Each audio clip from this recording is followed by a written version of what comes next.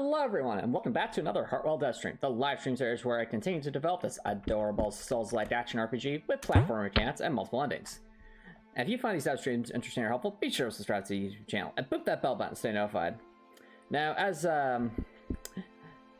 you can see over here, chat, we're back in the testing frame, so that's why we're in this empty void we see here. Because I have been hard at work on the Saints and Knights menu, and I'm happy to say I've been making some pretty good progress. So a lot of the functionality here has actually been added. So you'll notice, for example, we can adjust the usage of the sound effect volume. That's actually working properly. But more importantly, a couple new things. So full screen mode actually works now. So if I set it to on, now we're in full screen mode. If I set it off, now we're back in windowed mode. On full screen mode, off, not that. Now, obviously on stream it might look a bit weird because of my OBS settings, but on my computer it goes into a quote-unquote normal full screen and not when it's on or off. It's just some of the OBS settings.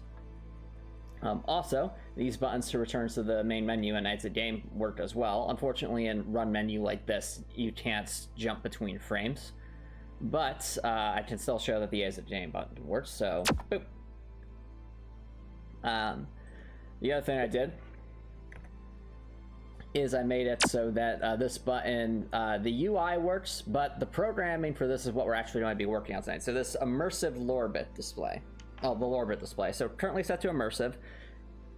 This is the default lore bit where like Dorothy's character portrait and the normal text spots would come up.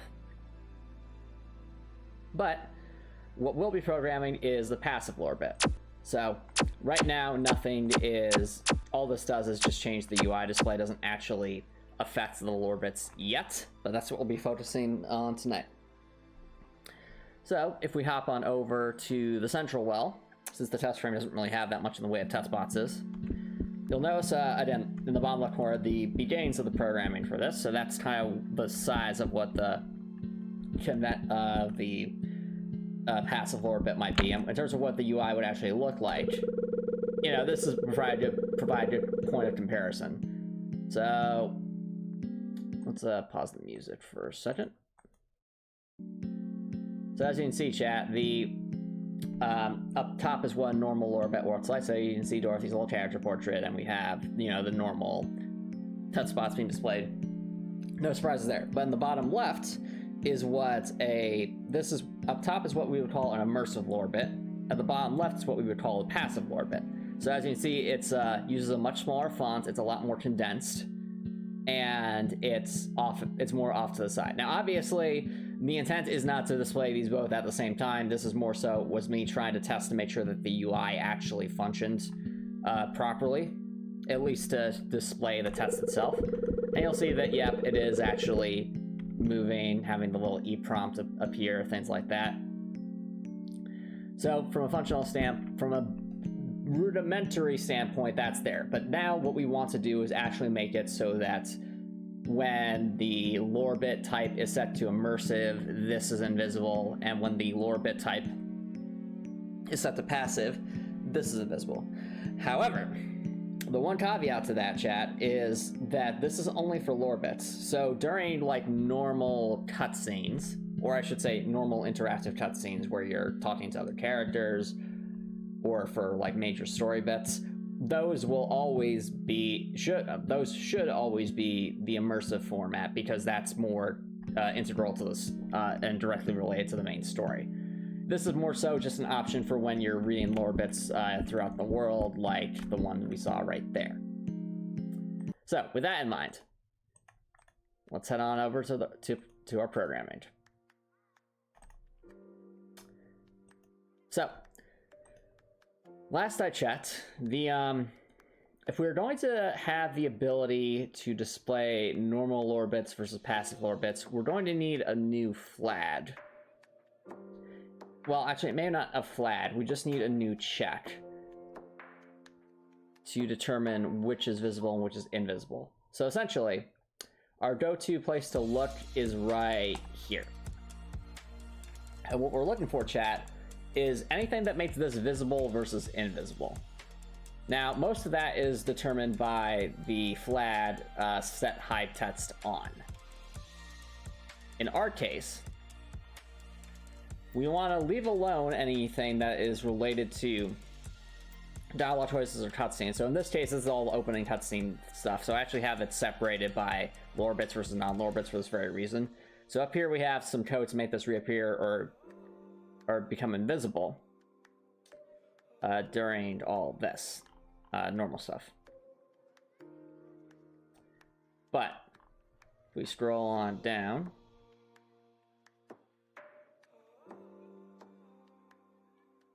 what we're more interested in is down here. So this is the lines of code that would actually determine whether it becomes visible or invisible at any particular given point.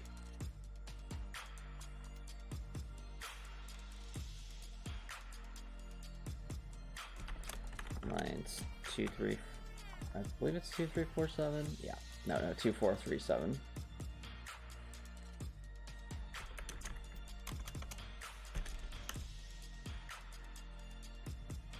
Uh, 2, 4, 3, 8.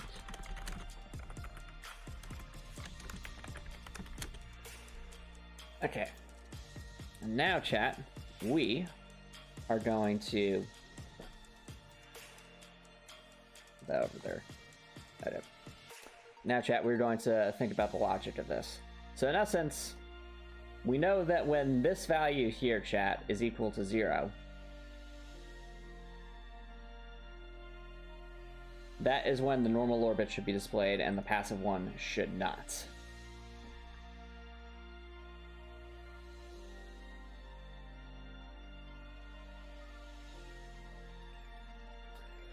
What I think we'll do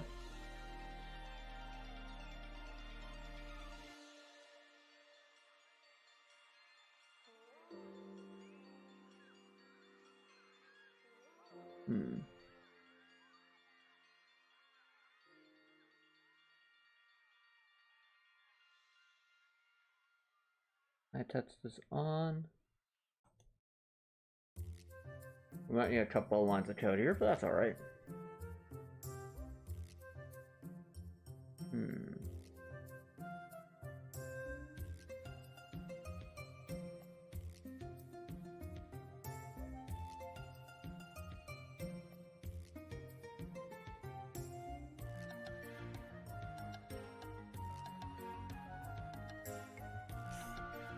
Actually, now I think about it, if high text is on, then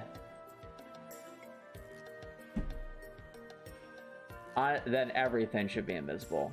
It's only when high text is off that it actually matters.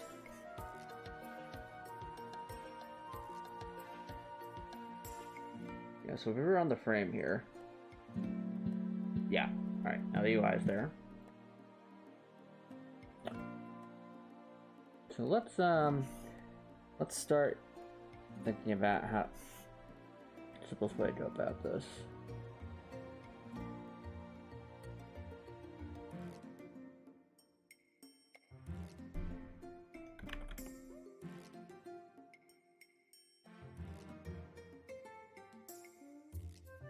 No, we want where's number 11? There's number 11. Okay.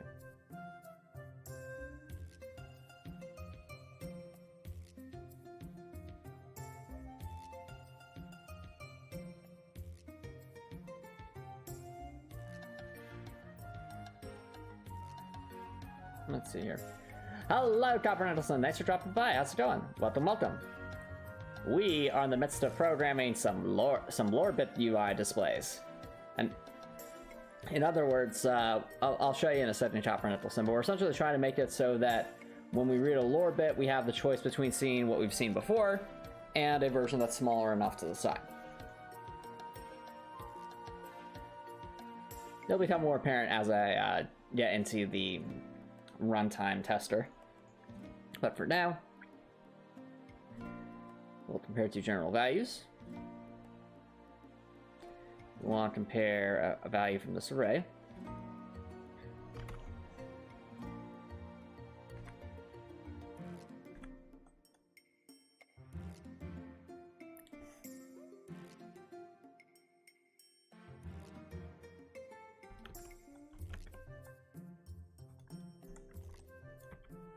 Alright, there we go.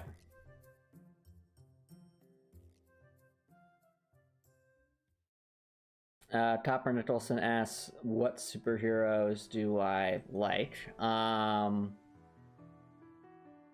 enjoyed Spider-Man, I've enjoyed Batman, I've enjoyed Ant-Man. I'm trying to think of some others.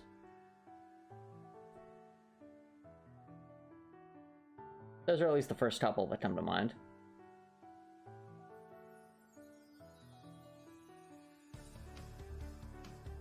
Let's see here. I guess it really depends on what you quantify as a superhero. But those are the ones that I just come to my mind first. Okay, so if that's set to 0, that reappears, that reappears. This, on the other hand, must become invisible.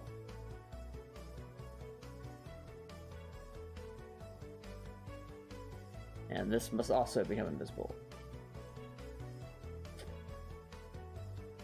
Then, on the other hand, here, we must invert. That reappears. And then we deal with that over there. Howard the Duck. I don't know who that is, Copper Nicholson. Who is Howard the Duck?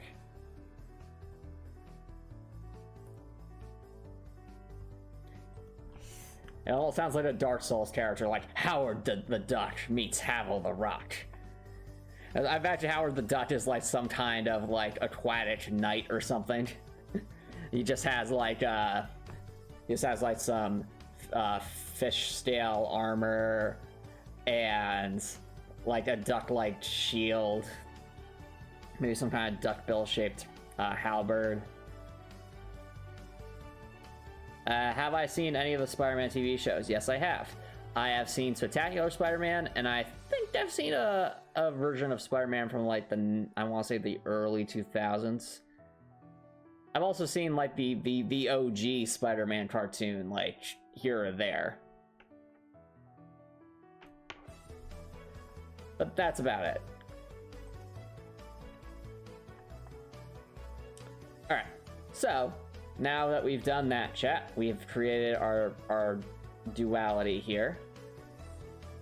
If we go to the testing frame and we set our lore bits to immersive, in theory, if we go to the central well and we try to see a lore bit,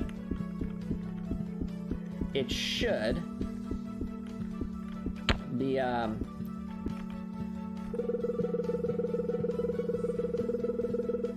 yep, normal stuff. Alright, that looks all normal. That's to be expected. That's what we wanted.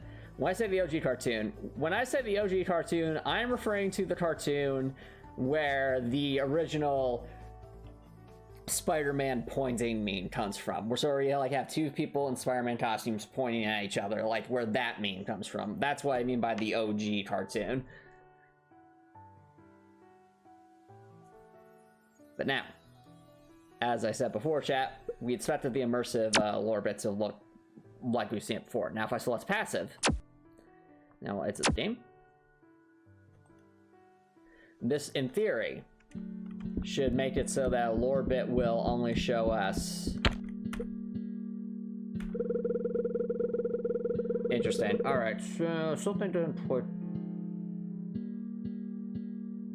something odd happened there. It didn't show the first lore bit, so something weird is happening. Also, that's there, so that's that is incorrect. All right.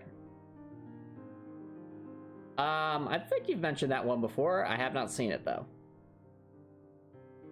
All right, so clearly there's more going on here than we're given credit for. So let's see here.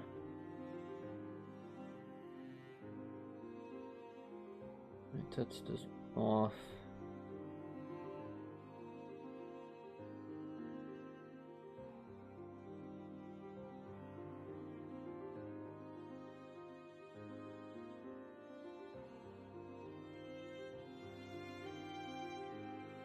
Oh, you know, I think it might be as simple as just making sure that this still is here, because that kind of still determines what is displayed.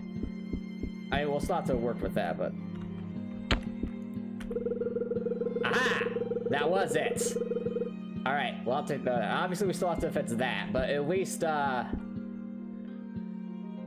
know my own programming enough to figure that out. Alright.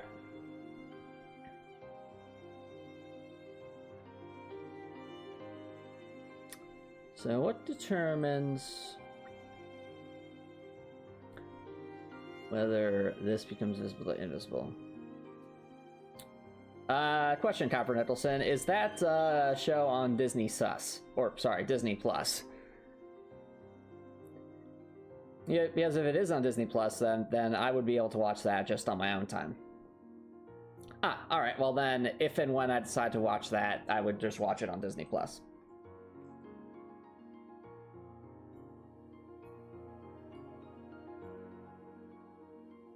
Alright, so what makes this reappear? Test spots is that.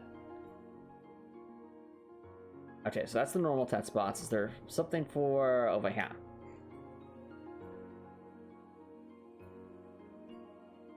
Aha!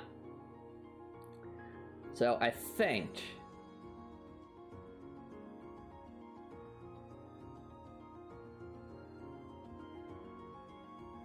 No, I said Disney sus, Copper Nicholson, as in, like, suspicious. You know, sus, Among Us, Disney sus. No? It's just something I find silly to say whenever there's like, oh, there are so many streaming services that for whatever reason have a plus sign after them, and I find it like the silliest thing. So... that's why I call it Disney sus, or Paramount sus, or basically any other thing like that. Now, I think the simplest way to do this, so...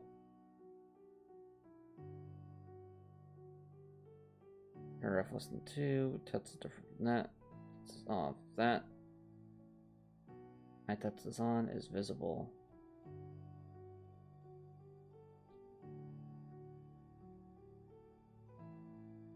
Or, let's see. I'm not sure what you're talking about, Copper Nicholson. I do enjoy a lot of shows from Disney. Like, for example, Owl House, one of my favorite shows of all time. Same thing with Gravity Falls. And Amphibia. And, you know, the Ghost and Molly McGee. They're all fun shows. Also, Andor, excellent.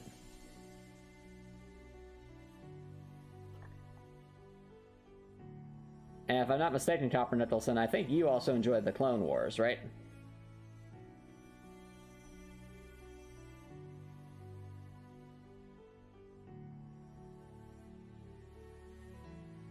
Let's see here. So, we need to put a check over here. Where is it?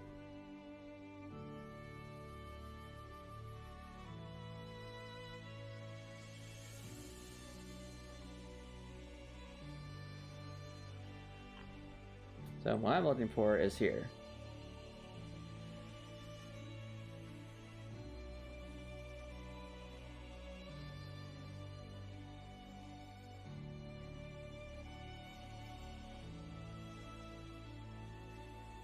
There we are. So that's equal to 1. Well, actually, no, if this is equal to 0. If it's not equal to 0, then obviously it shouldn't even appear in the first place.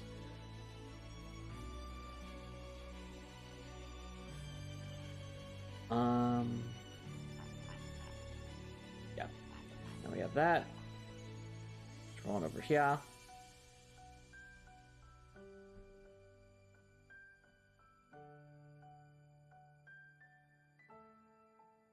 Prepare formation proof.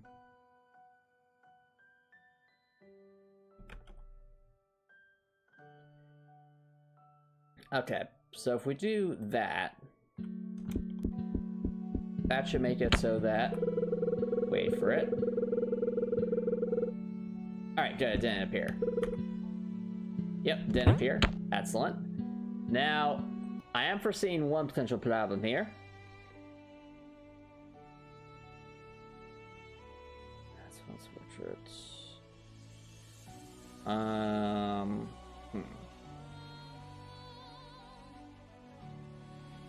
This makes everything invisible.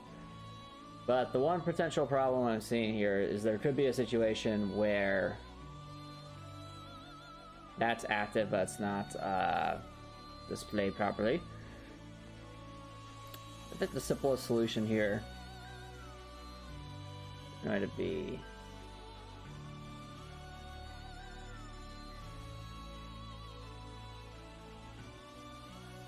yeah, we'll have to force invisibility here.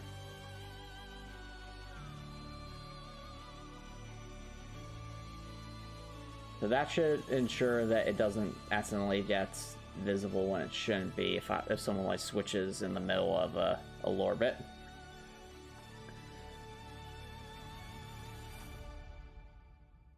Now, unfortunately, we won't be able to test that till we have that displayed, but for now, just run basic test. So, immersive. Alright. Now we run over here.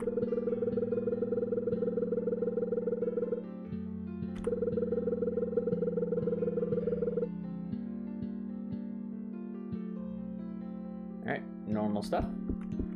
Very good.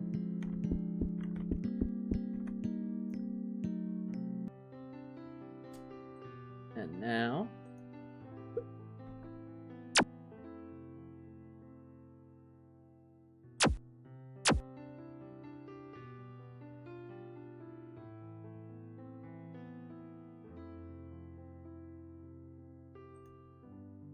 let's try that one out.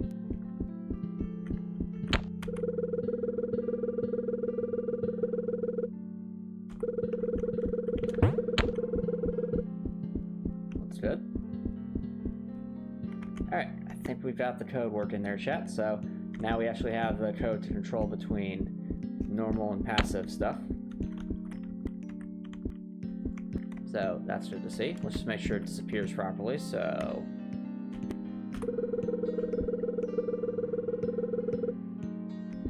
let's see here. Oh, that was something I wanted to check for, so that unfortunately didn't quite work. The UI did not disappear, so that is a problem. Okay, so where does that...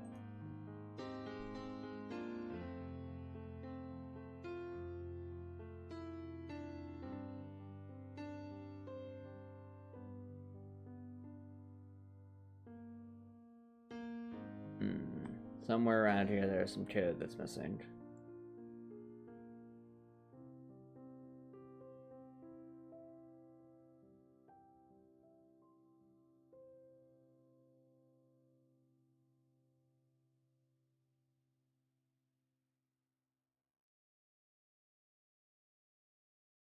The high text on. Let's see here.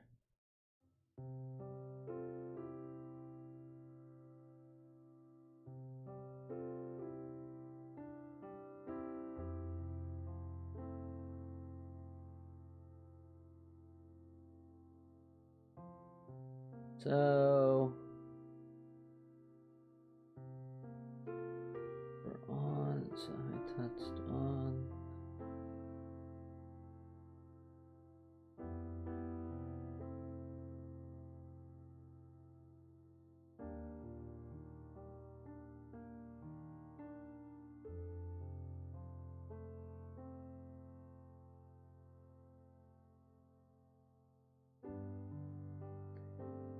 These all set high text to on.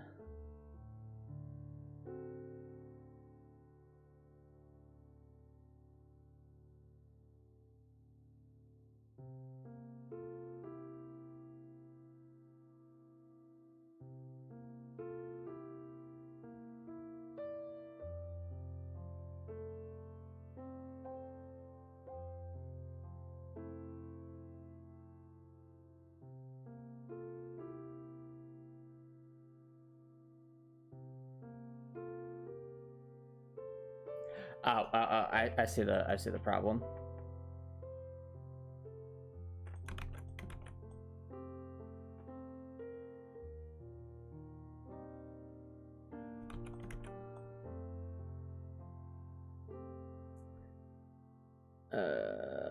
Yeah. There we go.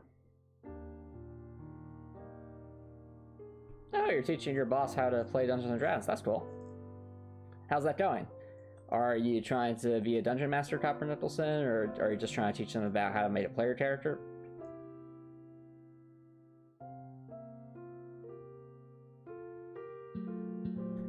Alright, let's see how this goes.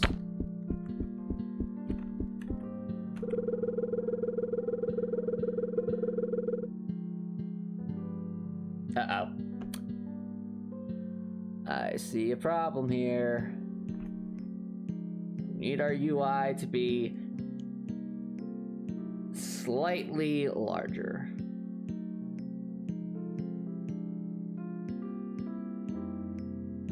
Alright. Well, that should be an easy enough fix. Oh, he wants to be a dungeon master. Okay, that's cool. What kinds of things are you teaching them in that case, Dr. Nicholson?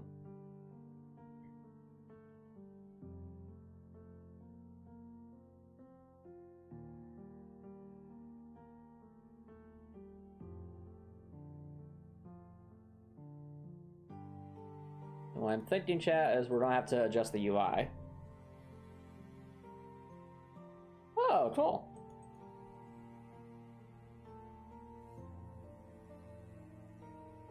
So our current width is 184. We need a little bit more space. Let's add 32 to that. So that'd be 216.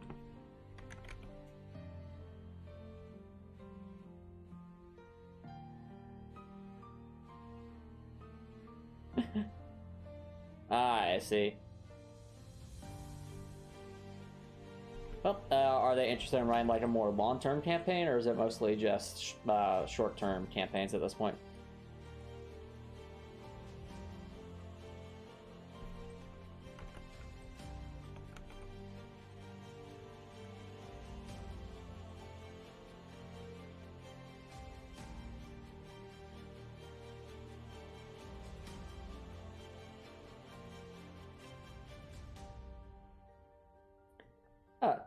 Sorry, I promised you a spot as less campaign. Soon you can find time to meet. Okay, that's cool. Sounds like fun, Copper Nicholson. Have you guys given much thought as to what kind of campaign you'd want to run? More like the setting, not necessarily the rule set.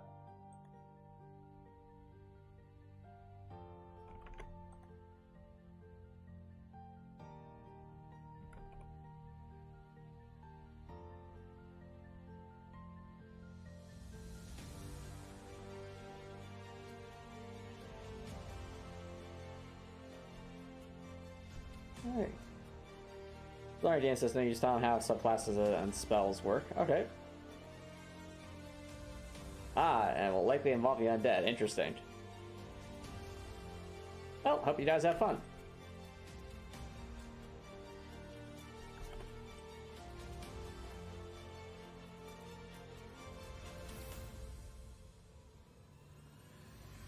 Alright.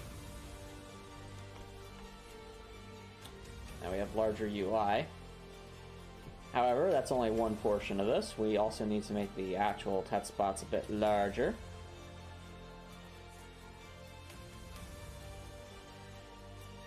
For this, we will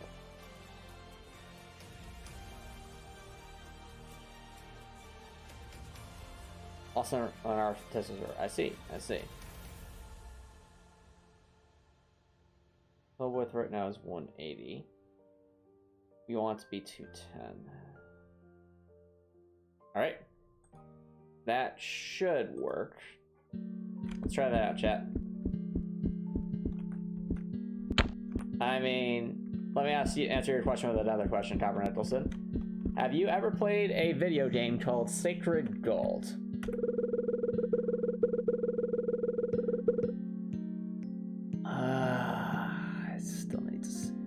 slightly more space.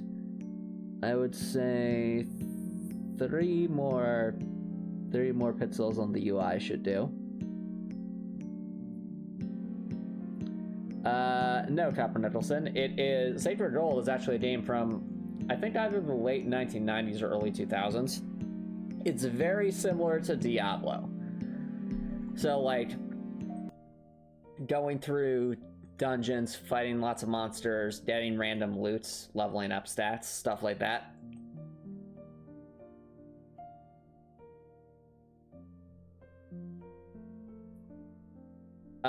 But the reason I bring up Sacred Gold is it is very much a fantasy game, but it does have firearms, and that's just because the firearms are machines that the dwarves make. So you can have like cannons and muskets and stuff, and it is perfect, and it makes perfect sense in the context of the fantasy world that they've created. So yeah, I do think it's perfectly fine. And you might say, but Antomicx guns weren't in medieval times, and the short answer is that's simply not true. There were cannons, there were fireworks, there were, you know, flintlock pistols and stuff like that. So that stuff has existed for quite a while. I'm saying in some fantasy genres, Copper Nicholson's dwarves do create firearms, since they're more like the technologically advanced kind of thing. It depends on what kind of thing you're going for. So it absolutely can work in a fantasy setting.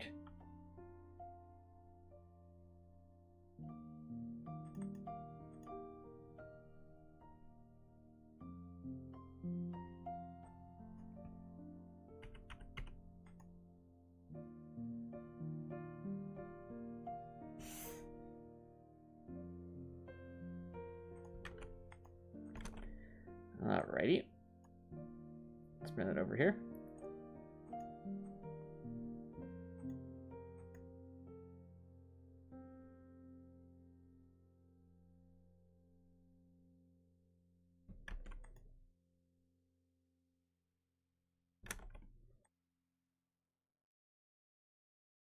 Alright. For those who are just joining, we are in the midst of adjusting some UI for the passive lore bits.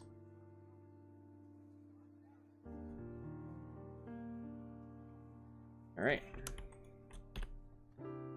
We have to wind the tut spots a bit just because some of the longer tut strings didn't quite fit. Alright, let's test it out. Okay. Alright, look at that, chat. Now it looks normal. And it's definitely a lot more condensed than the immersive lore bit is.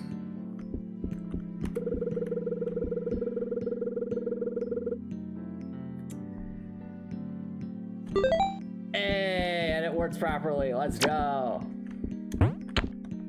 Let's go. Alright, chat, I call that a success. We have successfully programmed the basic functionality for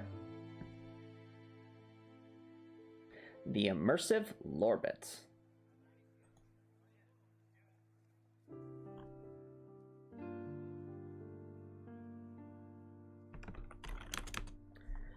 Now, obviously, that begs the question. We have basic functionality for the immersive lore bit. Does that mean that the Saints and Eights menu is done? Sorta. There are a couple. Look at that, chat. It actually tracks the lore bits red. That's good. I'm glad. I'm glad it did that, because I wasn't sure if that worked. So, I believe we have lore bits red tracking. We have that tracking.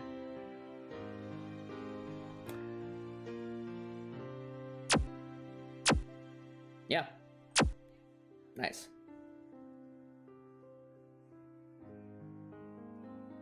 So, as I was saying, like, while the basic functionality is here for the Saints and Eights menu, well, I would say the basic functionality is here. There are a couple of things that are not here yet.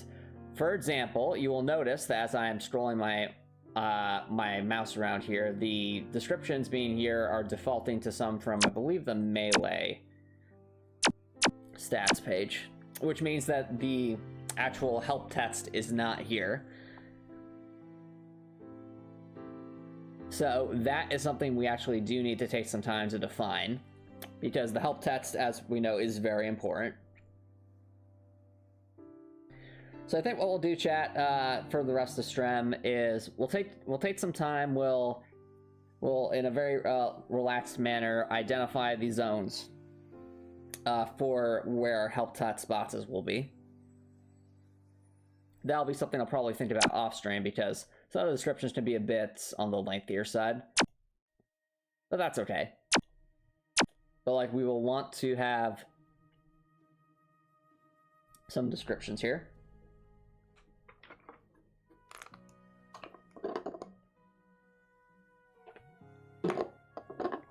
And that'll be something I'll try to implement probably off stream.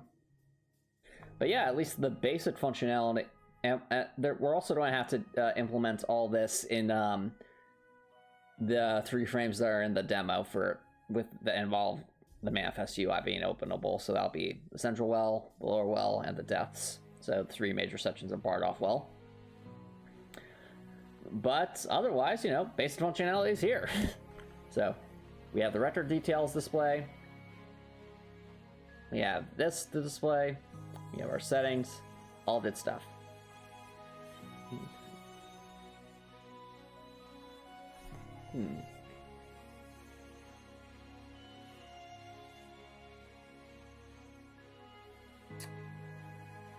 What else I'm wondering is whether it would be worthwhile to have this record details have like buttons to cycle through different pages or something, because that would offer more utility here, since more stats could be displayed. Something to think about. Especially with buttons of these sizes, those would actually fit up there. We'd have a little counter.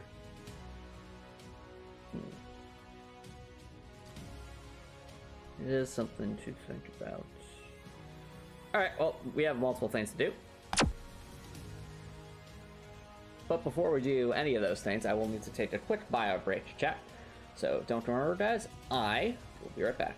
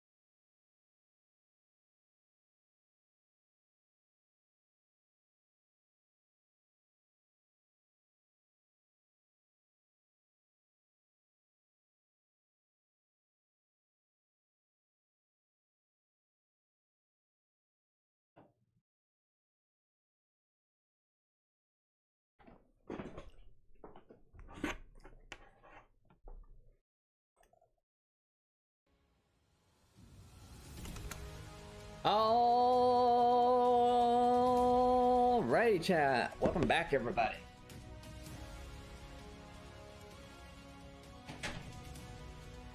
So, while I was on my bio break, I realized the more I thought about, the more I realized that the Science and Answers menu is actually the perfect spot to keep track of some other stats, or at least like stats about like collectibles that have been found, that of the options I see available so far, because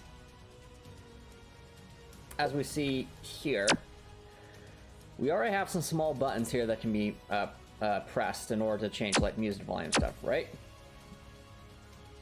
So I'm thinking, and this already is a section here that, you know, displays some stats for this specific record. So my thought is, what if we add some buttons up like here and here, a little page number counter, and we could effectively have as many quote-unquote pages as we need to display these stats that we, whatever kinds of stats for the records that we need. Because as we can see, we already have something like that here for like the different pages for the ranged and melee weapons. So it'd be a similar kind of idea to make better use of the space here. That's a thought I have, and one I think will be quite worthwhile in the long run, because it would, if we put all that information as accessible here, I mean, it makes sense because it's already keeping track of some things like how many lore bits have been read. That would actually make it so that the Dorothy's Diary tab, so a tab I haven't created yet, could focus exclusively on like lore-related stuff, while more collectibles and stuff could be identified more here, since it would involve like the record details. So that's my 2 cents on the matter. Let's write out what our new tasks are.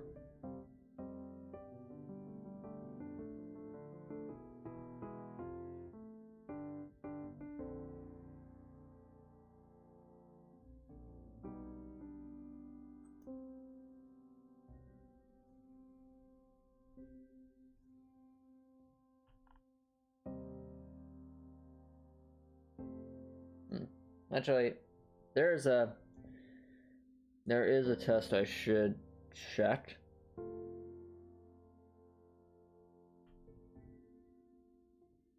I need to test to make sure that this doesn't cause any weird stuff to happen with Alright,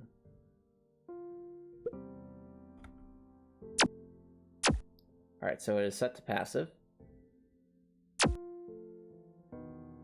Let's make sure it doesn't cause any weird stuff to happen if we like have like a brand new save file.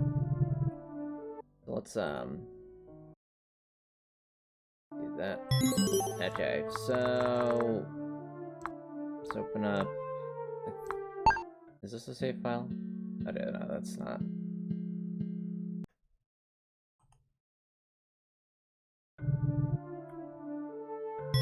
Okay, maybe the third one? Okay, we need to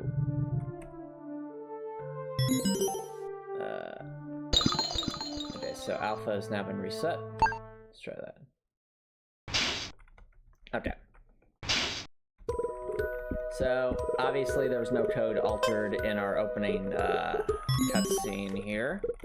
I'm just gonna skip through this. If you're curious what's going on here, chat, I would strongly encourage you to try out the Heartwell demo if you haven't already. But for our purposes, we are simply trying to test whether or not the passive lore bit code has had any unusual impacts on the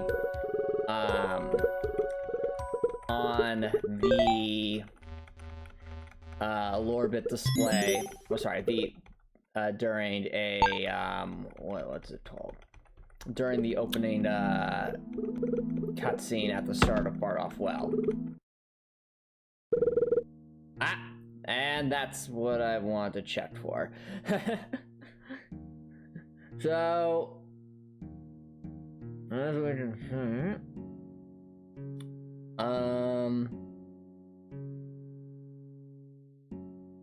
We're gonna have to adjust that code. Actually, I'll leave this here for a second, just this will give us a good starting point for testing things. We aren't quite done yet. So this right here is our current task because we have to test it out for that to make sure it's not overlapping with that. Program the return to main menu button. Let's get past the opening cutscene. Yeah.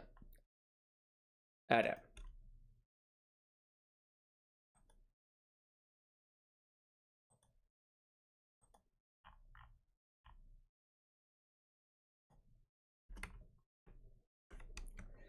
Let's add a section here that says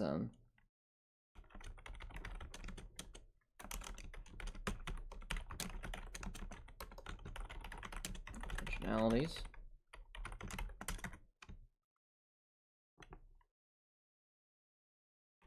Create multiple pages for the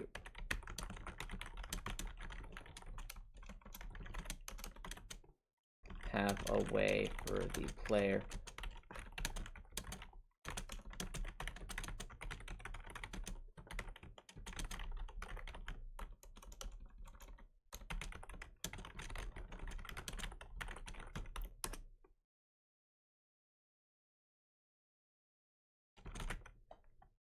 of each of the different types of items that they have collected.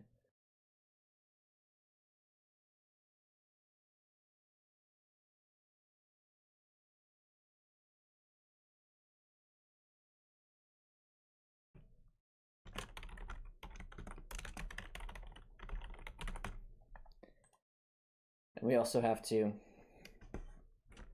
create the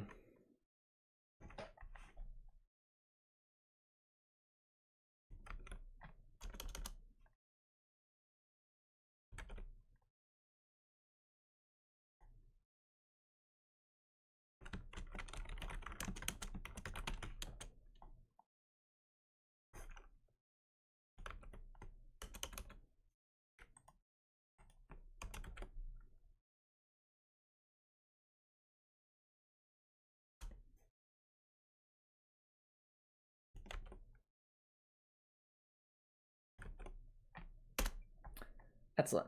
All right. So we've written those notes. Let's turn these back on. So back to the central well.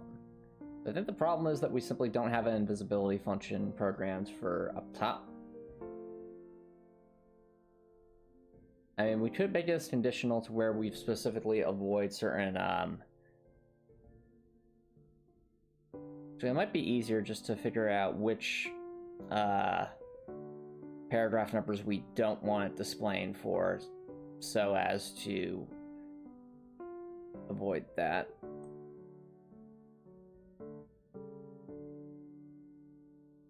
Well, that's not necessarily the simplest solution because let's see if we can do it simply by making some adjustments to the code further above for saints and exits. Sorry, for the high text and such.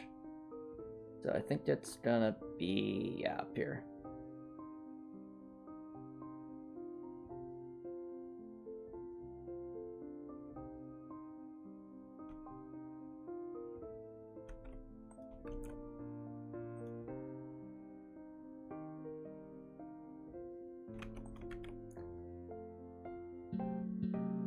Alright, let's test things out real quick.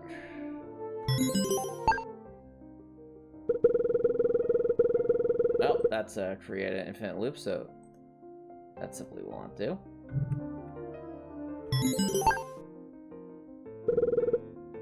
Yeah, okay, so we need to carve out some exceptions here, I think.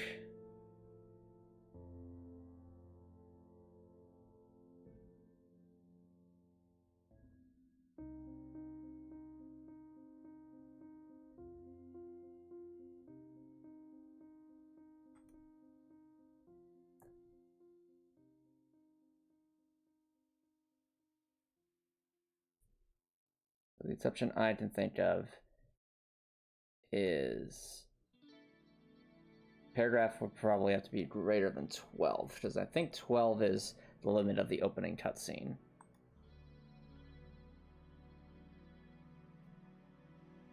Oh, this is our jam chat. It has arrived.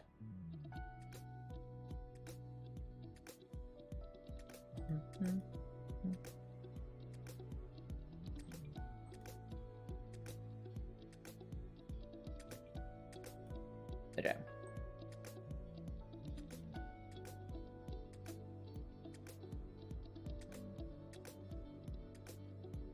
Alright, so now I have to be greater than 11. Alright.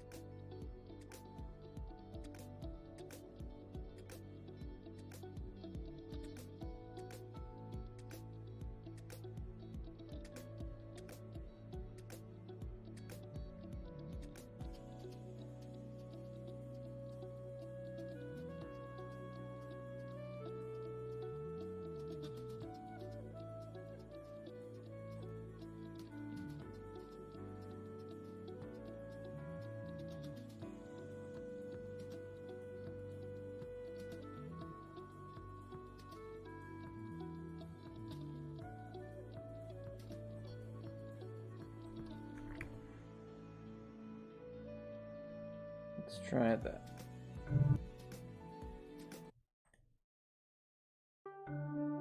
Okay. Set on over. Okay, so that didn't display, but what we're most interested in, chat, what happens when I finish that? Okay, good, it didn't display.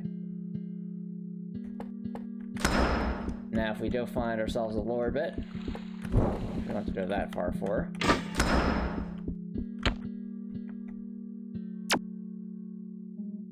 Okay.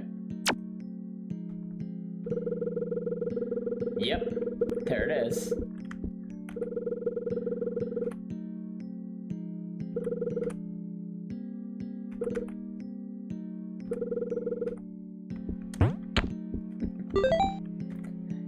And perfect. All right.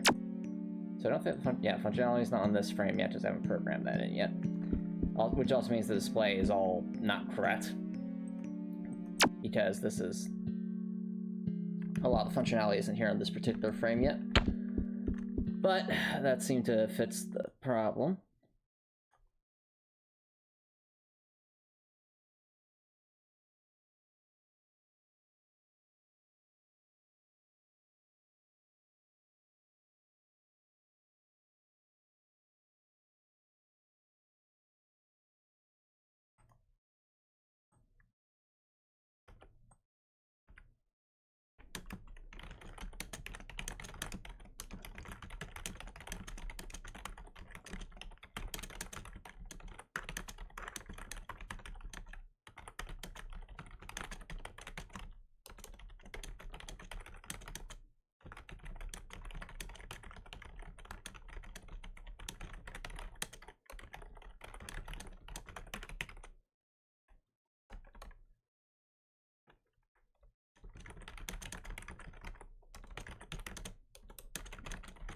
Function.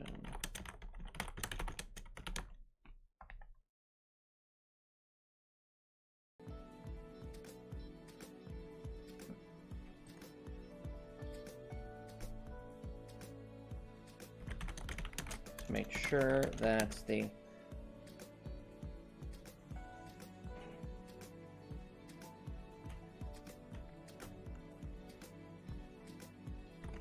passive lower bits does not display during cutscenes.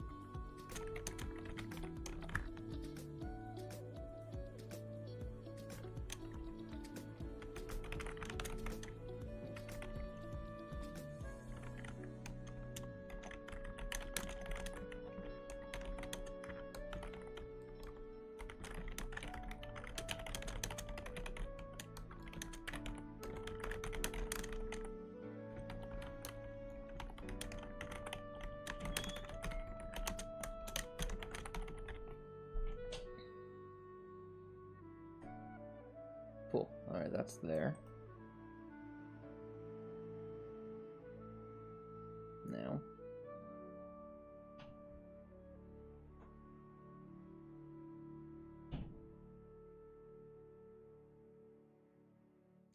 Also write comment for lines 5 to 6.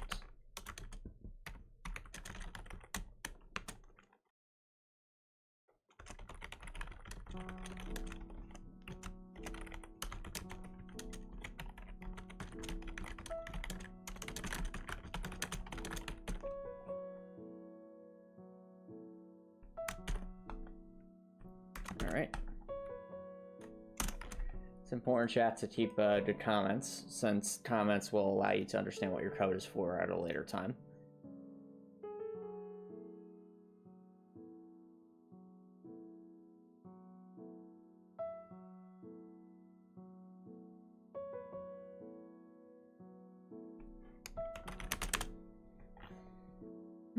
Okay.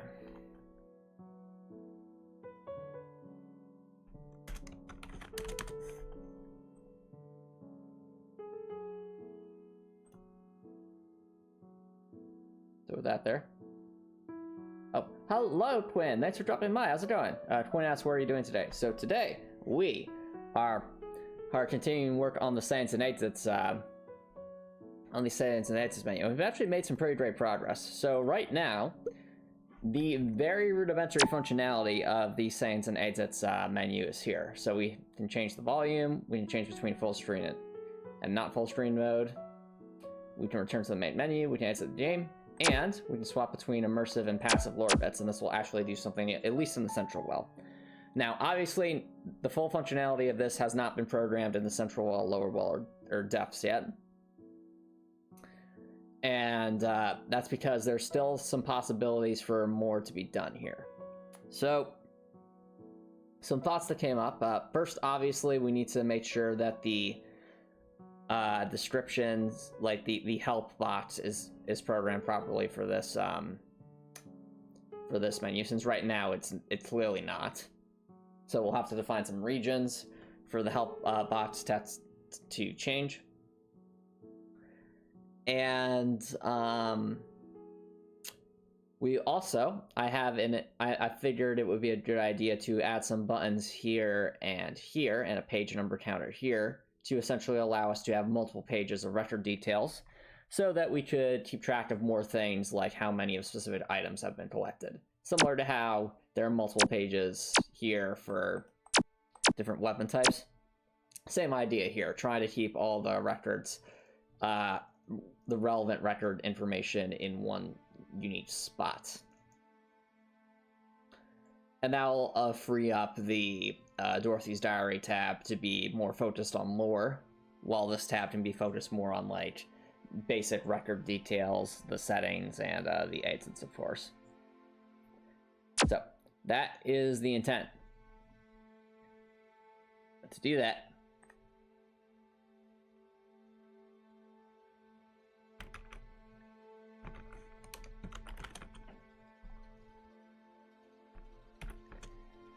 let's do that. Yep. The big thing tonight that we accomplished was actually getting the passive lore bits program, so they do work properly now, at least on the central well. So if I were to set this to passive and go on over to the central well, let's go find ourselves a lore bit. I think this one should still be here. Yep. Ta-da! Look at that. Nice little passive lore bit up, down the bottom left-hand corner. Much more condensed, frees up much more of the screen, and functions otherwise like a standard lore bit would. So, all good stuff.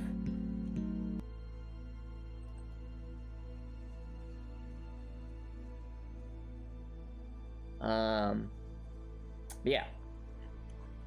As I was saying,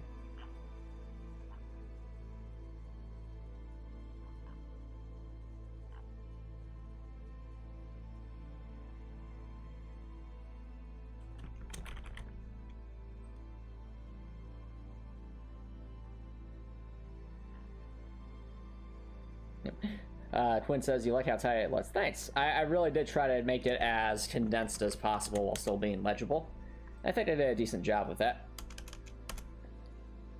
So that'll help for those who prefer a more... Yep.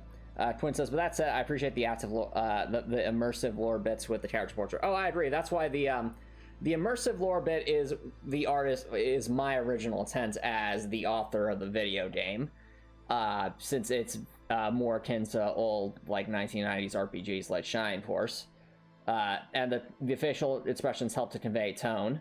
But for those who prefer it to be more off to the side, the option will be there.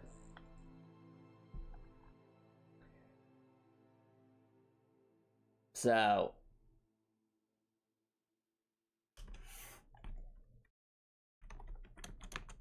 it basically offers, you know, options depending on what kind of player you are. So if you're a player that really loves lore and story, then then you'll just stick with the default setting, which is immersive.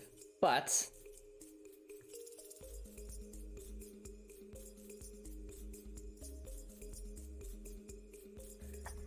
for those who like, sounds good for future speedrunners probably would like.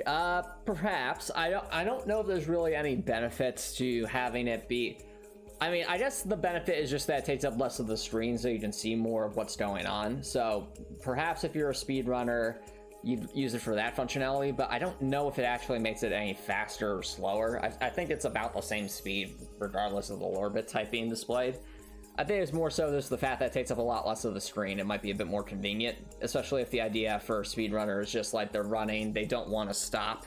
They just want to, you know, essentially activate a lore bit and then just spam through it. So that they can get that wisdom XP.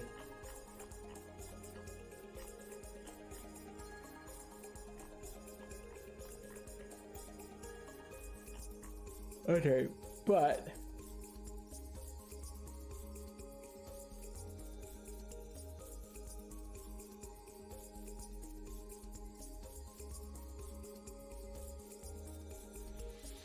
we are currently down... where are we? I'm trying to find where I left off. Oh, here we are. Twin says, yes, you forgot that everyone will need the wisdom XP. Exactly, exactly.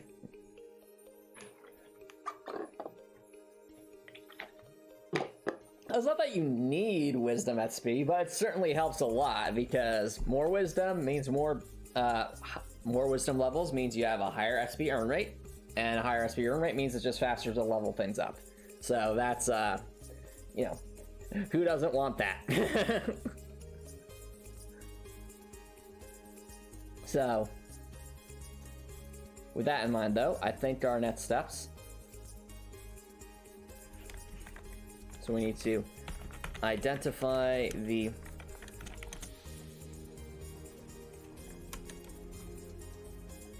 zones for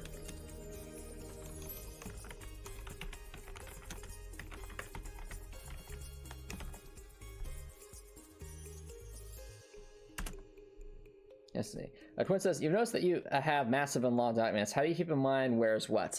Great question. Well, one of the things I do is I use different headings. So at least in Doodle documents, headings will actually automatically keep up in the Documents tab. So you'll notice, for example, there are a lot of different like subheadings here.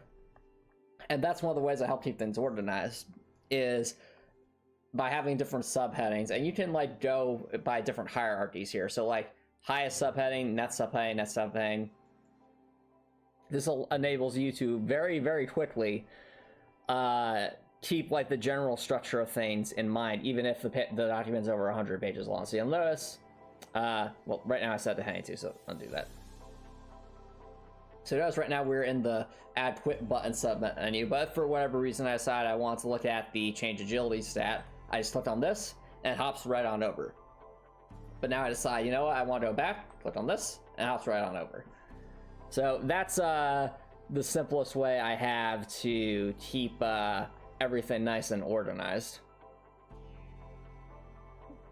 Now, If I want to go beyond that and I know like very specifically what I'm looking for, I can just use Control F and just search the document that way. So in this case, current action, and look at that, we're right there. So those are the two ways I help myself navigate through large documents like this.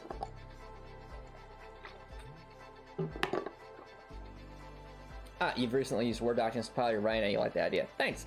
Yep, yeah, definitely use headings. It makes it so much easier to navigate through a large document. But then how do I know what tasks are left? So essentially, I work from the basic idea of top to bottom. And obviously, you can make schedules to plan tasks out much longer range. But for more short range stuff like this, short range is like near term, within the next couple of months sorts of things, you just kind of essentially you make a list. You can prioritize things however you want. I usually prioritize from top to bottom, so top is the earliest, bottom is the later. And then I put things like a highlighted, bolded thing here that says like current action or things like that. And that will be my way of essentially a bookmark, if you will, for where I'm at. So if I want to know what tasks are left, it would be what's below here. And when something is done, I might write the word done next to it. So that helps me keep some sense of where I'm at. Now, for right now, we're just trying to identify some zones for different descriptions. So that actually means we're going to be looking more so in the animation editor.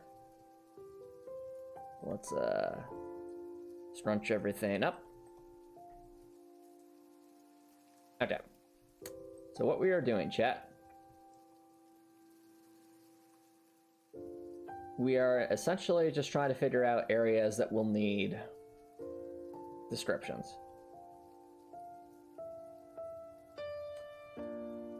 So the way we do this is that the zones are defined by a certain range, outside of which your descriptions default to an external description.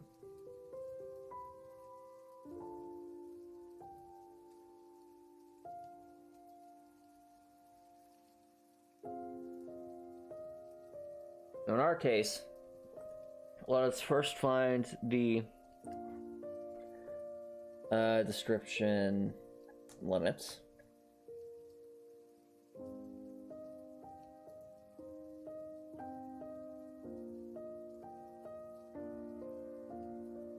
Yes, so be manifest help bots mouse selection offset.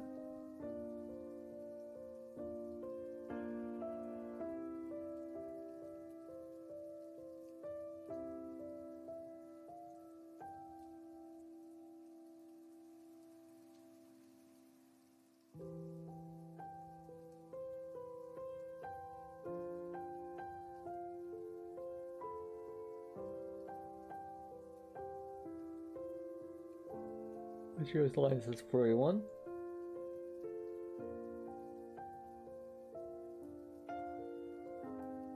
Okay, so the first line above, it's not on the manifest.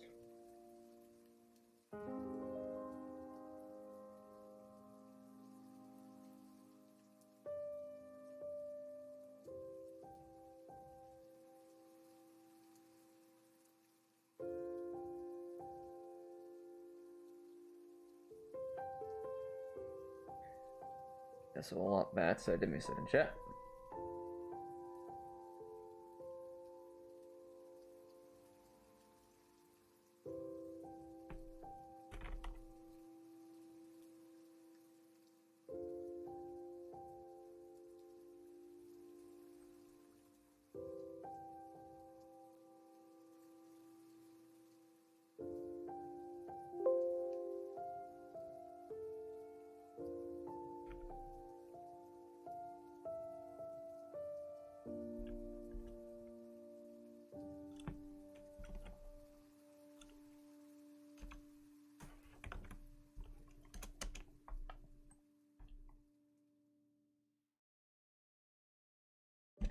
Alright, sorry about that, chat. So what I was doing was grabbing a screenshot of that to represent what that is.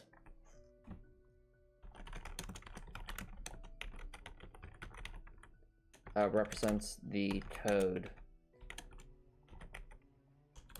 for the main menu frame.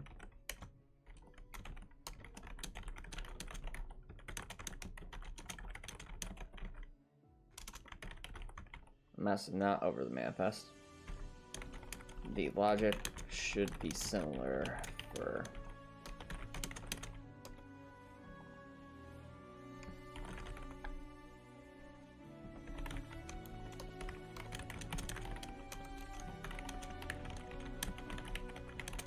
settings. Also, that is a nice cat emote twin.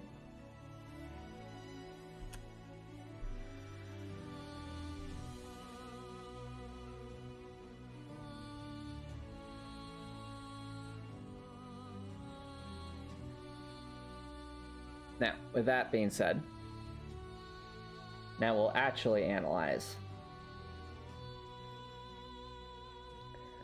what's being done here. So,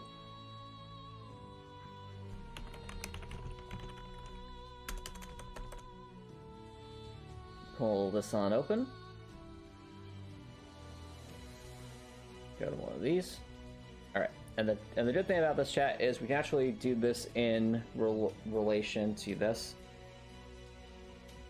I'll make a note here. Notes, all coordinates are relative to the top left corner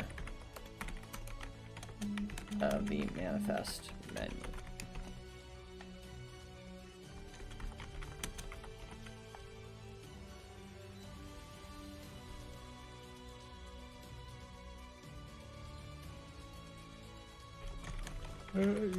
Will need to be converted to be relative.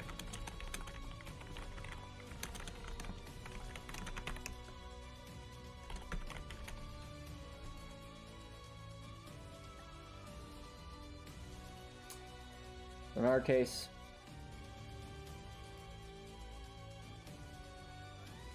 the very first description we'll want is for the record details.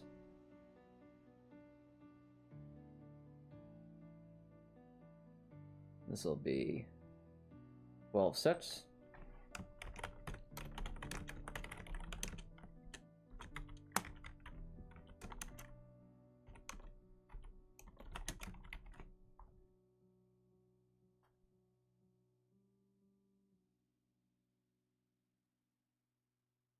$183.21.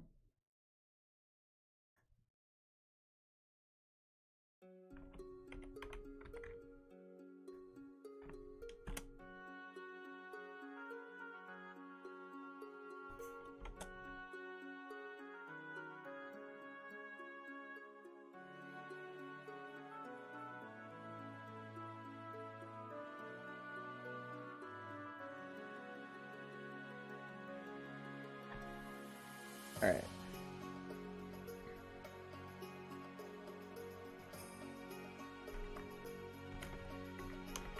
Our detail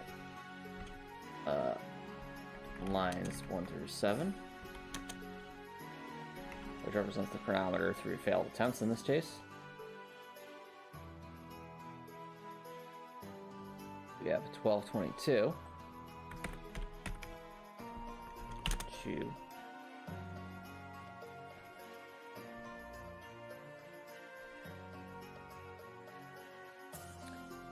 183, 117.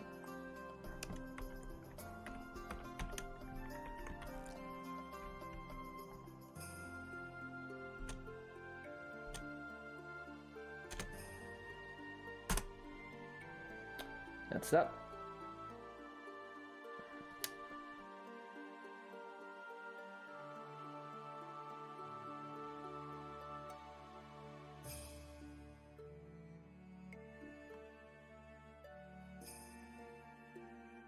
The settings itself.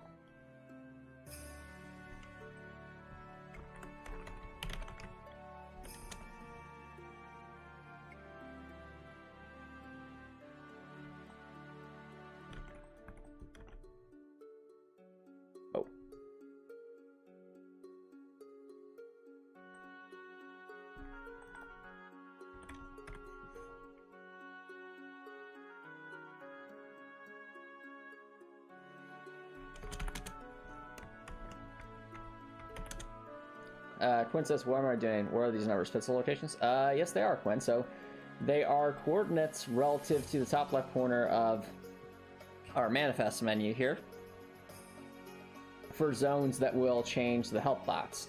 So for example, when you're using the manifest and hover your mouse over different portions of it, this part of the manifest displays different text to reflect what you're hovering your mouse over. So we are essentially defining the zones for that on this particular page, since we already do that for the other ones. But it's important that we do it for this page as well. So that's what I'm doing at the moment.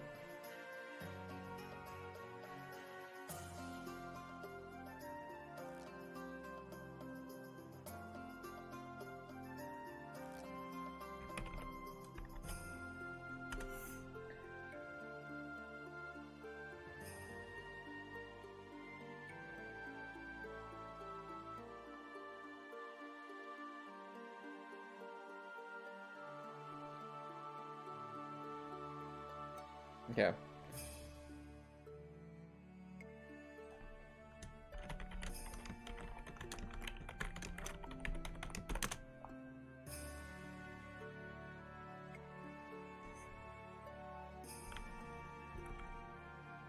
I made a template.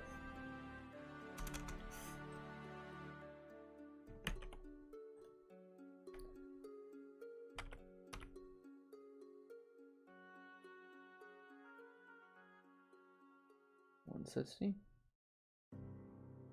Twin says you're trying to take up running as a hobby, but doing the same motion down and down so more near less, so you're run 2.5 miles a day. Hey, there you go. And one way I like to make running more enjoyable is to either watch something on my phone or to do something else on my phone. So in my case, in the past, I have watched like YouTube videos while I'm running or listened to audiobooks while I'm running.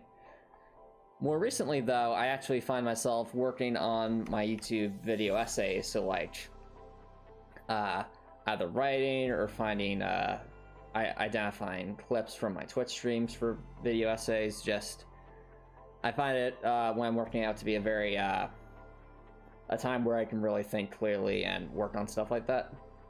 It's a nice way to multitask and do two things at the same time.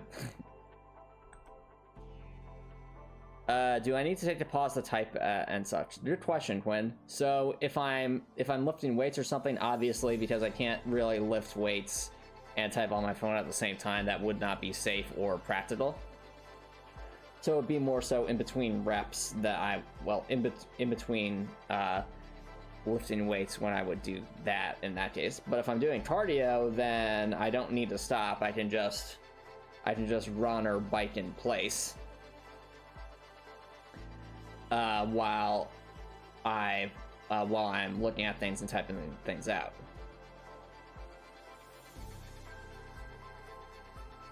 So cardio ends up being a lot more effective for stuff like that. But you can still do it on weightlifting days, just it has to be in between whenever you're not actually lifting weights.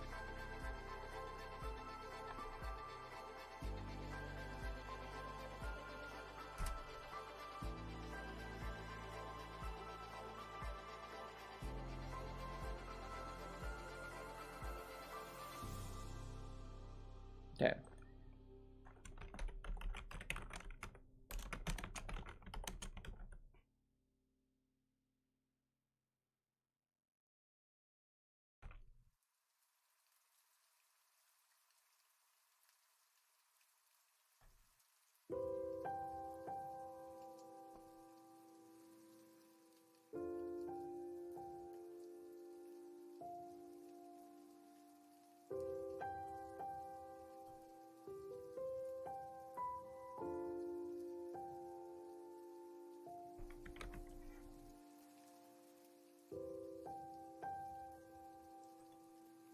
Let's do 181.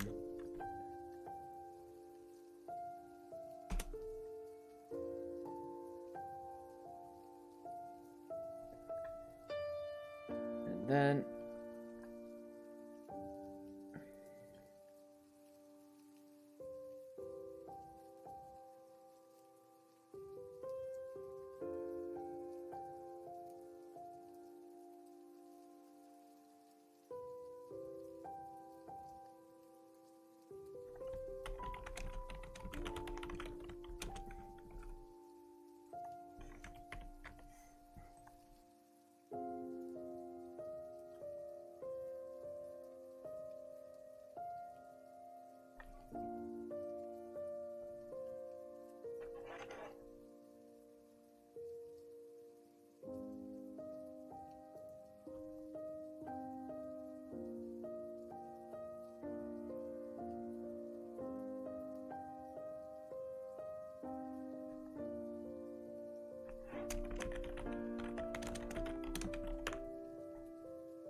Manifest help bots, mouse search my asset too.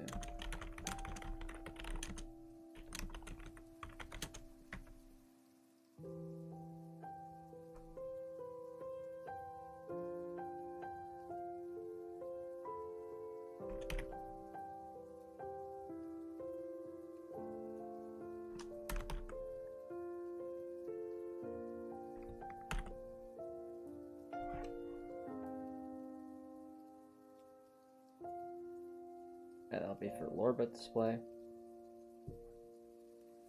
That'll give us those options.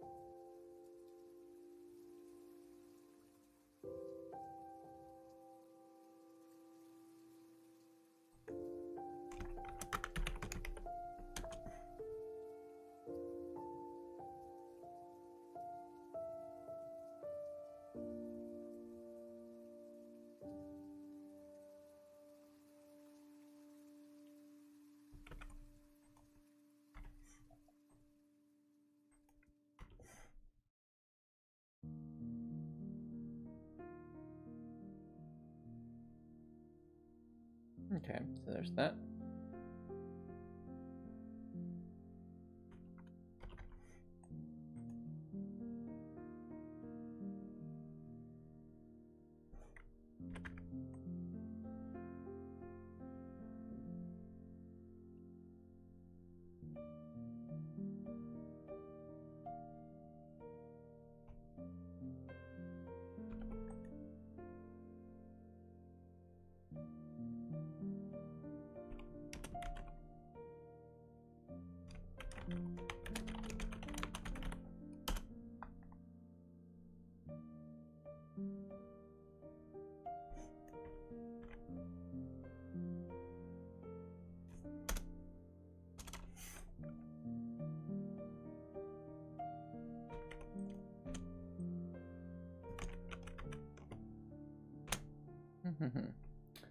All right.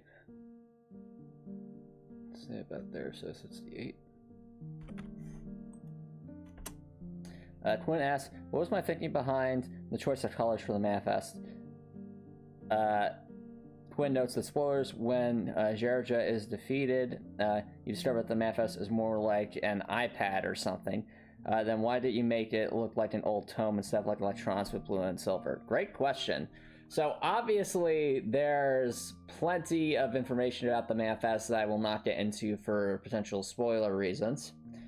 So I will talk in very general terms and limit this discussion to what is available in the demo and stuff to that effect.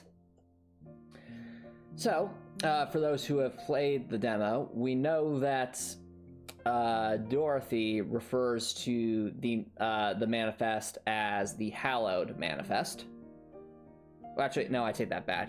It's Cassandra that refers to the manifest as the Hallowed Manifest. So by portraying this first of all, by portraying this clearly electronic device, or clearly advanced piece of technology as an old book, it conveys that sense of it has a lot of age to it. It has been around for a long time. So it has that sort of an ancient sense about it, because it's like, yes, it is it is a supremely advanced piece of technology, but it's also old. Like, it's been used for a very long time. So by portraying it as a book, even though it's supposed to be an advanced by giving it the appearance of a book, even though it's a very advanced piece of technology, it conveys that. So that's one aspect of it. Another aspect of it is what I will call the blending of sci-fi and fantasy, under the idea that magic is just technology that's misunderstood. So one of my favorite games of all time, chat, I bring it up a lot, is a game called Shining Force, and it's a game that's a lot like Fire Emblem. So it's like a turn-based strategy RPG, top-down with, you know, pixel graphics from like the 1990s, and you move units around a battlefield. But what's interesting about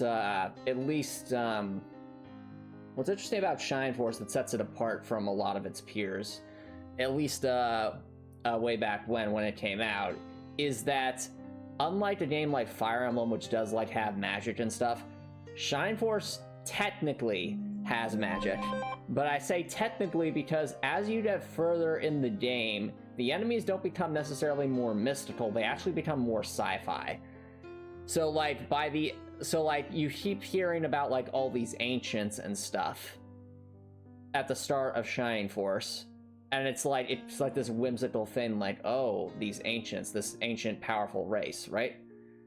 But they must have been like wise in the ways of magic and stuff. But as it turns out, as you get further in, you realize, no, the ancients were just really technologically advanced. And in fact, all the magic you have seen up to this point in the game was actually not magic at all. It was all technologically based.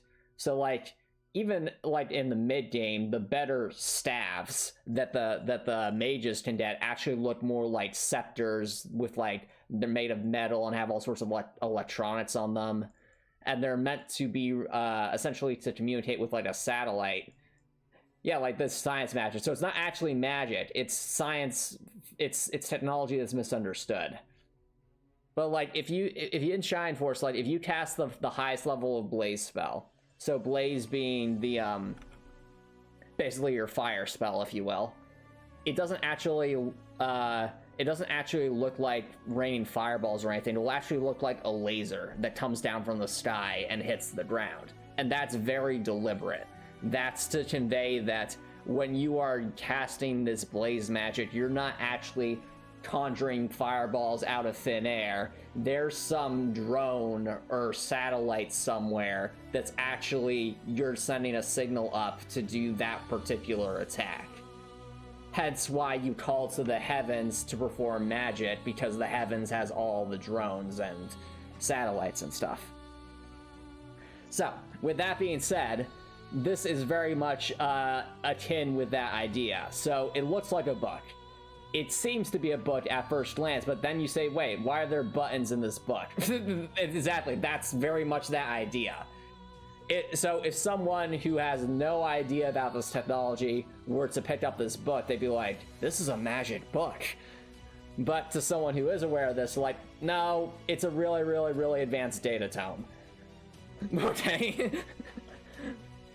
But yeah, so that in a very that is my very non-spoiler explanation for why the manifest is presented the way that it is. Oh, thanks, Gwen. I'm glad you enjoy it.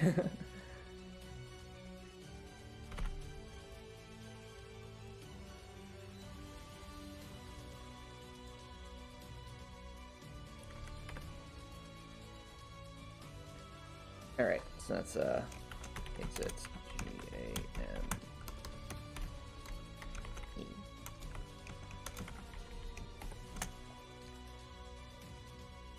Okay, so that covers that zone. We will need a couple more.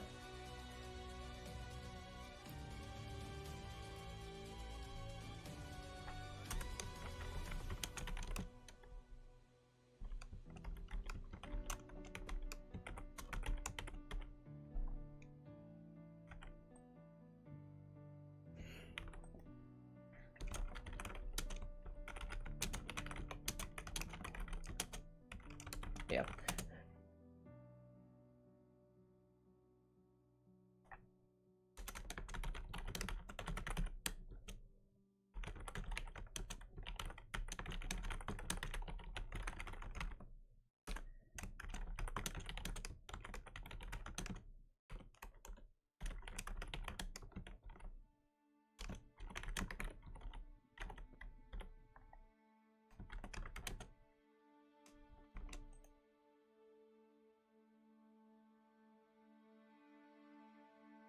Okay. Um...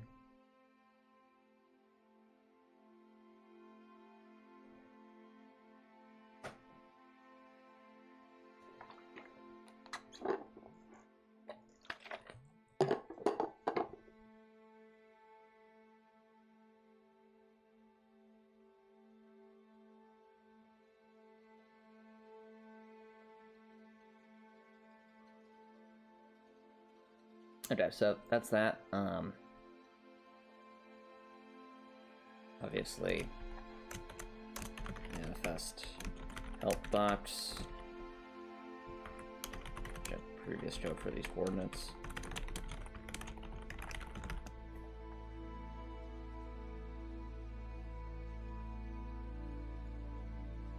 Okay.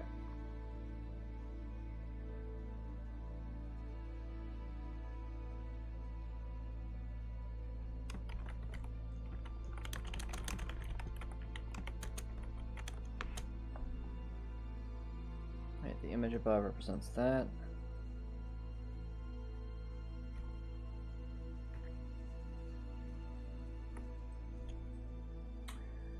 Alright, so with that, chat, we've covered what I would say is,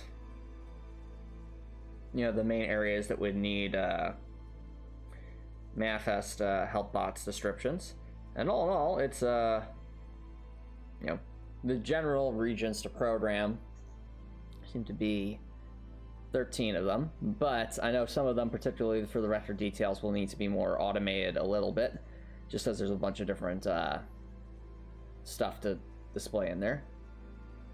And also, you have to realize, chat, every time that there's a new bit of manifest helpbot stuff is also a potential opportunity for a little bit of extra lore, so that's that's always fun. So it doesn't necessarily mean that every single help box will be filled with lore, but at least some of them will probably will. On that note, I think to be list the different stats that will need to be displayed at some point. Quinn asks, what is my favorite home-cooked fast food or junk food? That seems to be a bit of an oxymoron, because for me, if I'm going to have something home-cooked, I don't want it to be fast food or junk food. Since that kind of would defeat the purpose of having something home-cooked. However, if the question is simply, what kind of home-cooked thing do I like that is not necessarily the healthiest, I would probably say sugar cookies with some rainbow sprinkles. Those are always fun.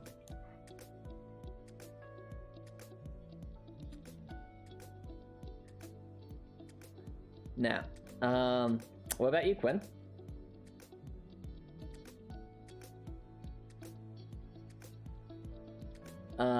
So what I'm going to do now, chat, is I'm going to start thinking through the different types of items that the player can collect, and all these will have to be listed at some point in the records.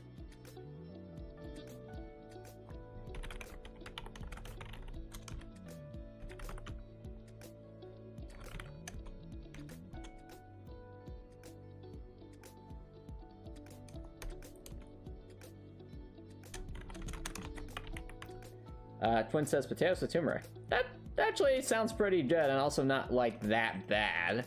As long as they're not, as long as the potatoes are not like cooked in a way that would make them unhealthy.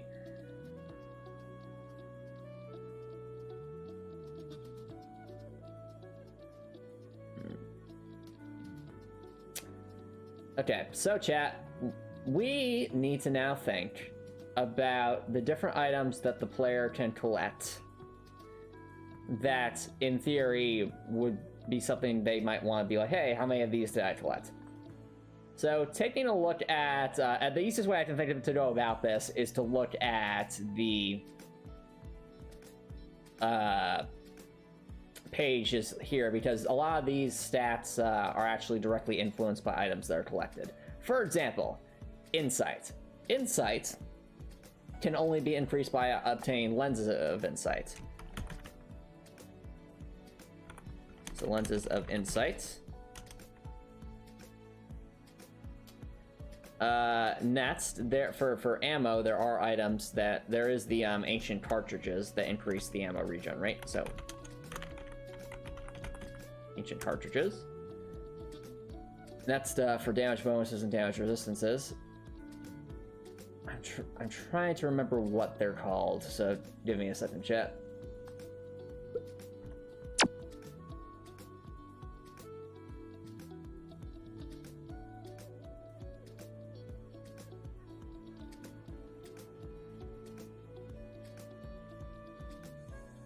Ah, here we are.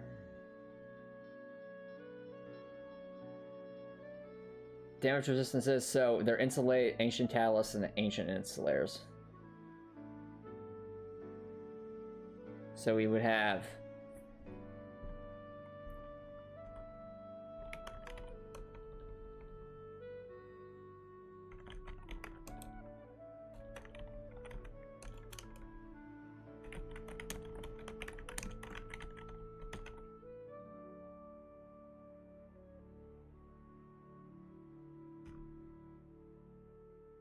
we have ancient catalyst, so physical catalyst and physical insulator.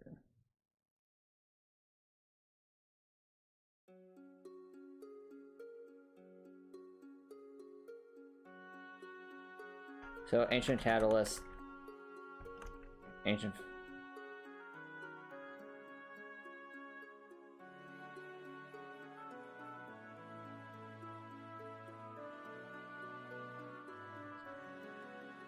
Ancient catalyst, physical.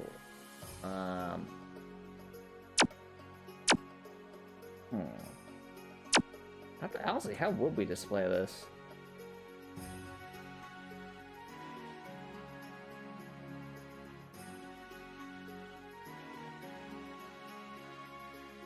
So I want to say like ancient catalysts of something. So, but saying ancient catalysts of physical doesn't really make a whole lot of sense. So.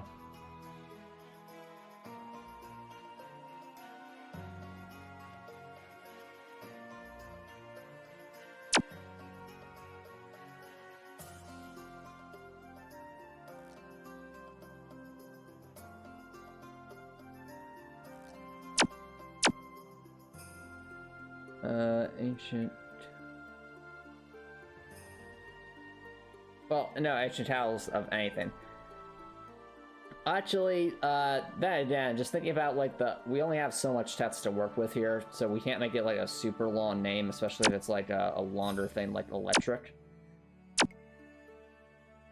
So I think the simplest thing to do would be, say, physical catalyst.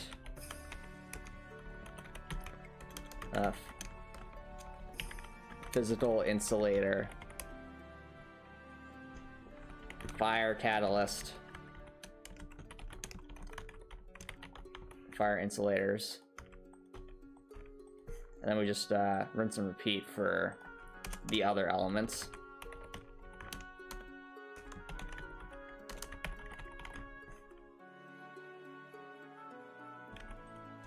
So we have earth.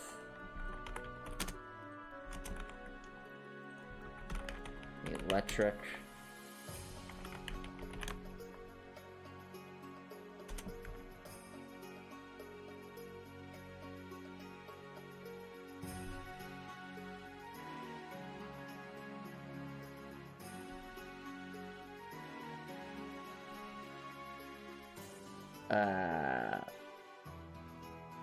Then there's winds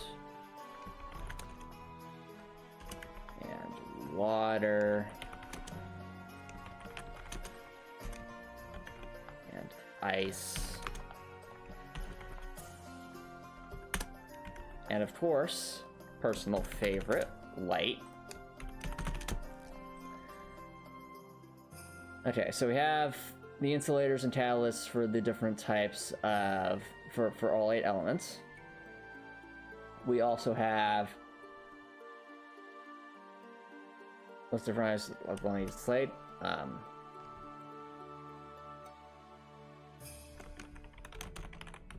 Healing charges. That one should be pretty obvious from the top left corner, but still.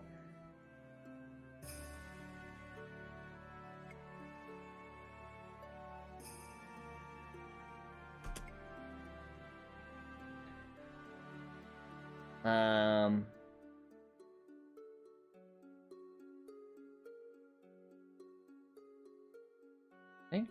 don't think there's anything else. Okay, so the only other thing, chat, that would actually be pertinent here would be quest items. So I'll admit that I don't know exactly what each quest items would be at this point. So nor do I know if necessarily every quest will be simply collecting in particular items. But to prepare for that eventuality, let's see, I'm trying to think, are there any other types of collectible items at this point? And at this point there are keys, but I don't think keys really make sense to list out here, since keys are pretty self-explanatory. And you'll know, it'll be pretty obvious if you don't have the right key for a particular door.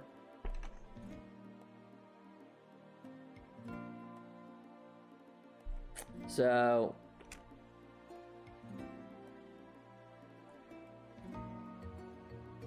let's see here.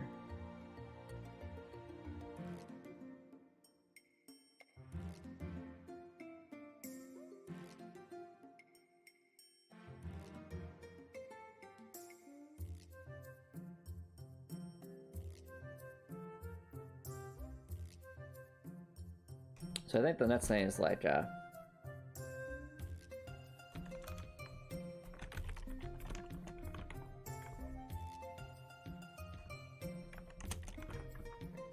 we'll just call it affinity quest items.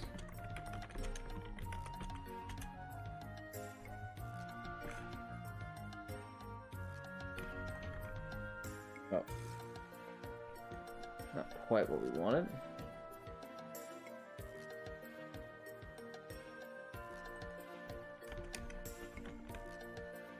Might as well do that.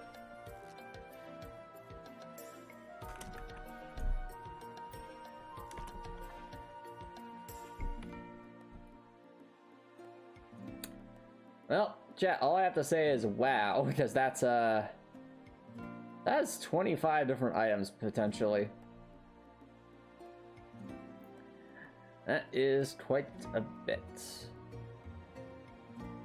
But hey, that's why we're checking these things.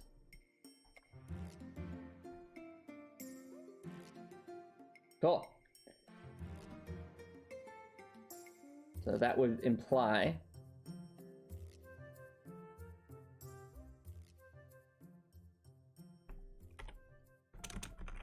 based off of this list,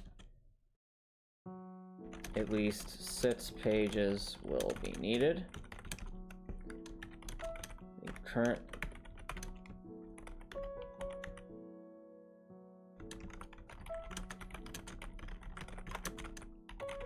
the other 5.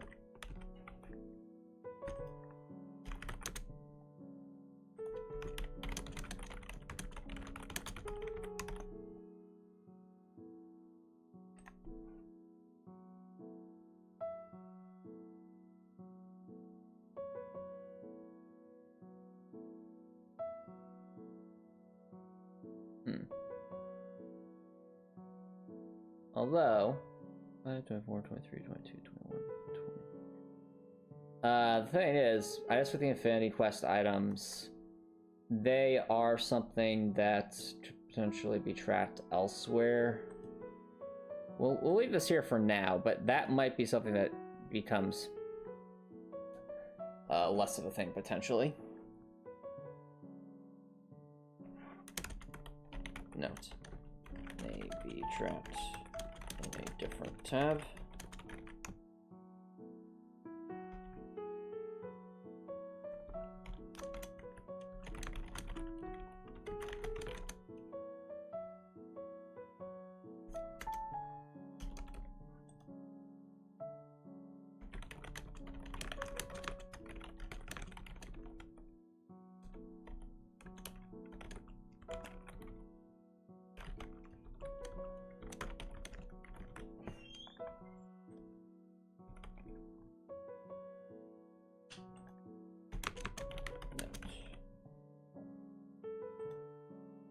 if this is transient there, then this is transient in a different tab. That can be moved on over there. Let's see here. Okay. If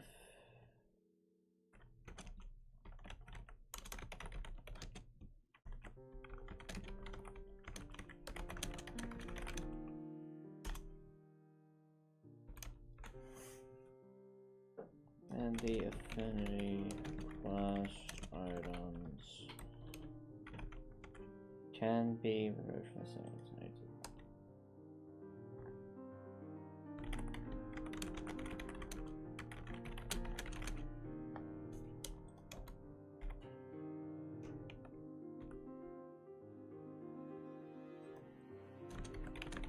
If this occurs, then only 5 pages are needed.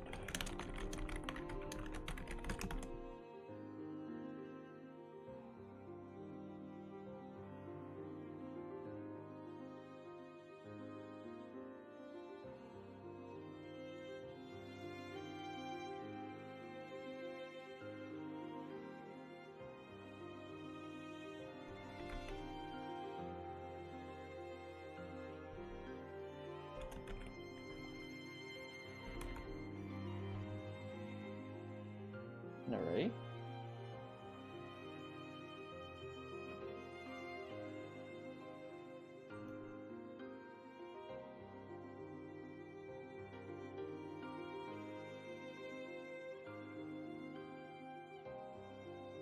Alright, chat. I think this will be a good spot to begin wrapping things up. So, if you're watching on Twitch, feel free to stick around for raid. But if you're watching on YouTube and you like what you saw, please consider subscribing on YouTube. It's free to subscribe on YouTube. You can always change your mind later. It's a great way to show support. If you're watching on YouTube, I hope you have an amazing night.